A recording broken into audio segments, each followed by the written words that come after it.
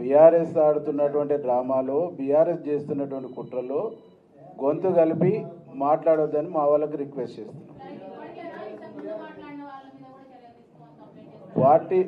పార్టీలో as a ఎమ్మెల్యేలుగా మా ఎల్పీ లీడర్గా గౌరవ ముఖ్యమంత్రి రేవంత్ రెడ్డి గారిని అందరం ఎమ్మెల్యేలను కలిసి ఎన్నుకున్నాం. ఆయన ముఖ్యమంత్రి అయ్యింది. ఆయనకు ప్రభుత్వానికి డ్యామేజ్ చేసేటువంటి చర్యలు పరంపరం కొనసాగుతున్నప్పుడు వీటిని బ్రేక్ చేయాలి.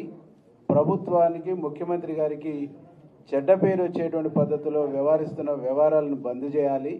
ఒక క్రమశిక్షణ కలిగినటువంటి ప్రభుత్వంగా, ఒక క్రమశిక్షణ కలిగినటువంటి పార్టీగా రెండు కోఆర్డినేషన్లో నడవాలి. ఈ నడుస్తున్నటువంటి క్రమంలో ఎవ్వరు తప్పు చేసినా చర్య తీసుకోవాలనేటువంటి ఒక విషయాన్ని మేము ఇద్దరు పెద్దలకు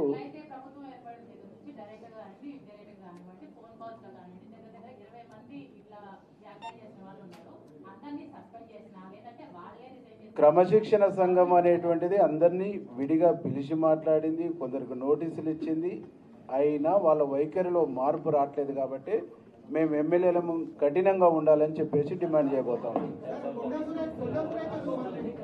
అందరి